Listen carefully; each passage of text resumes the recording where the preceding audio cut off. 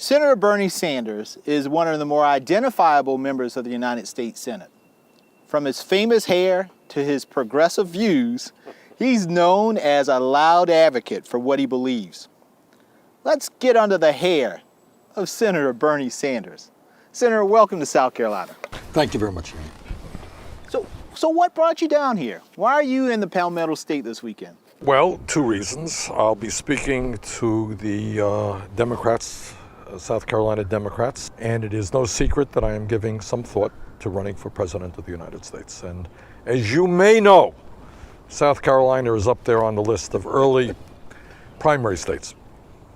Since you caucus with Democrats, but we know that you are an advocate, and you've been for a long time, that you are a socialist. You're an independent in the Congress. So why come to the Democratic Party?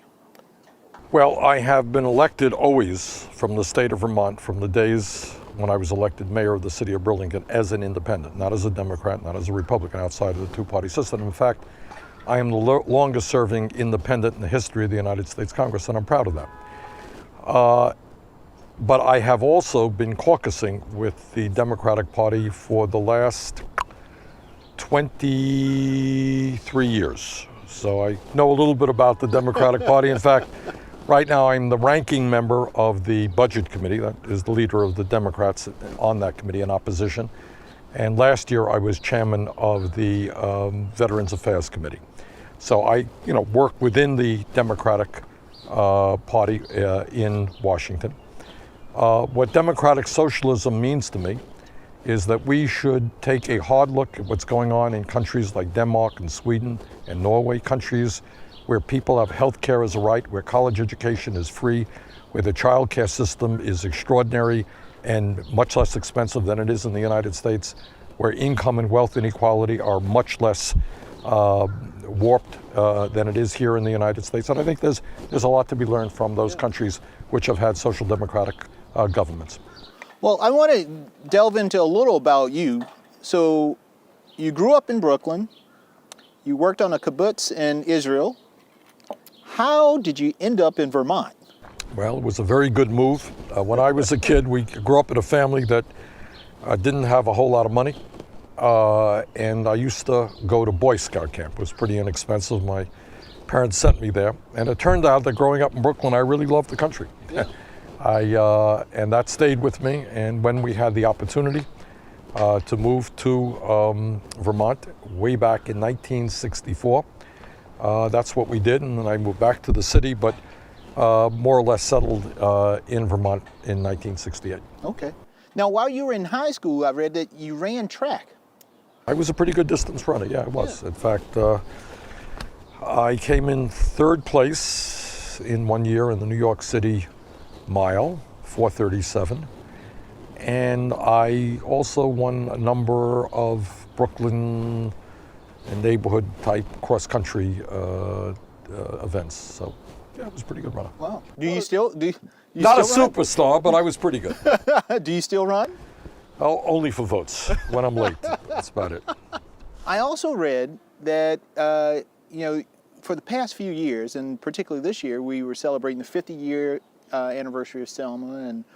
But I read that you took a bus down and participated in the March on Washington. Tell us about your participation in that great event. Well, I became involved in the civil rights movement when I was in college at the University of Chicago. And we did two basic things. I was involved in a group called the Congress on Racial Equality, CORE. Yeah. And we focused in two areas. Number one, Chicago at that time, I don't know what it is today, was a pretty segregated city. And the schools were pretty segregated. So we worked on trying to desegregate schools and also worked on housing. What we did was some very funny things where some young white students would go out and talk to a landlord and say, interested in the apartment. And I said, well, here it is, and this is how much it cost. And then 5 minutes later, we would send in some young black kids, and they would look at the same apartment. Oh, the apartment is not available. And we were able to document that. And so that was effective. And the second thing that we did is to try to give very modest amounts of financial support to people like John Lewis and the folks at the Student Nonviolent Coordinating Committee, our the fellow college students who were taking on segregation in the South. So that was kind of the twin effort that we made. And then, of course, there was the famous March on Washington, and many of us got on a bus and we went to Washington and heard Dr. King. I've often remarked that the first 3 or 4 times that I went to Washington, I was never inside a building. I was always outside protesting. And that was kind of one of the times.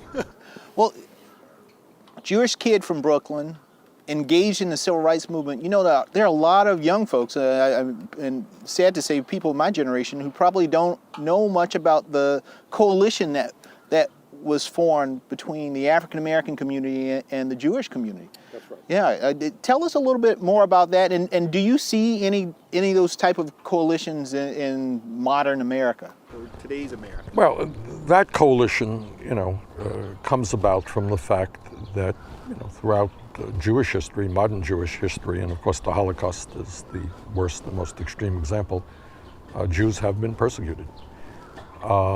And therefore it became, I think, kind of natural for Jews in the United States to see what was happening to the African American community, the segregation and the racism, and to work in alliance with African Americans. And there were some very important bonds that were established. And I hope that that type of relationship continues. Yeah. Well, we know that you are an unabashed supporter and advocate of the working class in America. What makes you hopeful for the working class? Well, I am an unabashed supporter because that's my background, So to me, it's not unabashed. That's who I am. My father came to this country without any money, and he never made any money. He was an immigrant, came to this country without a nickel in his pocket. And we lived in a small apartment in Brooklyn. So those are my people, and that's where I'm comfortable. Jamie, the major issue facing this country today that we don't talk about very much, but that we have got to talk about, is that for 40 years, the middle class of this country has been disappearing. So that you have, in terms of inflation accounted for dollars, people today working at lower wages than was the case 40 years ago. Yeah. And when I was growing up, the expectation is that one person in a family, in those days, the man, could work 40 hours a week and take care of the whole family. Today you need a woman, the wife working, the man working, the kids working, and they're still struggling to pay the bills. And the question that we have got to ask ourselves is, how does it happen with so much productivity and so much technology that people are falling further and further behind? And then the other side of the story is that the people on top are doing phenomenally well in terms of corporate profits being at a record-breaking level, and the wealthiest people in this country enjoying unbelievable increases in their income. So today you have the situation where 99% of all new income is going to the top 1%. Do you know that? Wow. 99%. You have the situation where the top 1/10 of 1% owns as much wealth as the bottom 90%. And the question is, what do we do about it? Do we sit back and say, well, there's nothing going to happen? And then on top of that, all of these billionaires with all of their money, what are they doing? They're buying politics. They're buying candidates. So as a result of Citizens United, they are saying, we want you to run, and we're prepared to put hundreds of millions of dollars into your campaign. So my major fear is, if we don't turn this around, the United States is going to become a country where a handful of billionaires are going to control not only our economy, but our political life. And what I'm pledged to do, in whatever form I can, is to prevent that from happening. If you ran for president, 2 or 3 words, what would define your campaign? Standing up to the billionaire class, because there is no hope for this country. Now, people can, unless we do that. Now, people can say, well, I want to raise the minimum wage, or I believe in pay equity for women workers, or, I want to rebuild the infrastructure, and I can go on and on. I want to deal with climate change. All that is terribly important. But let me be very clear. Nothing is going to happen unless we have the courage to take on the billionaire class. Do you think we do? Now let me throw it to you, young man.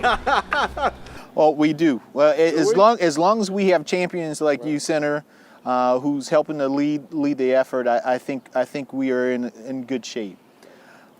One lighter note: when people listen or look at more optics than they do listen to the substance.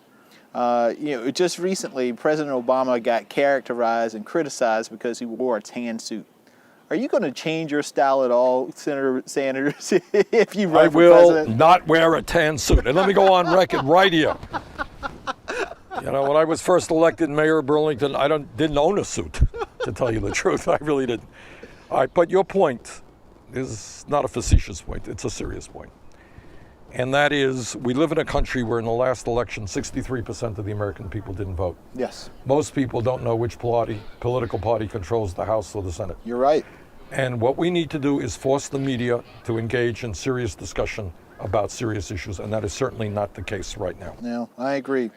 Well, thank you, Senator Sanders. All right. Well, thank you very much. And thank you. And you're always welcome on Chair Chats.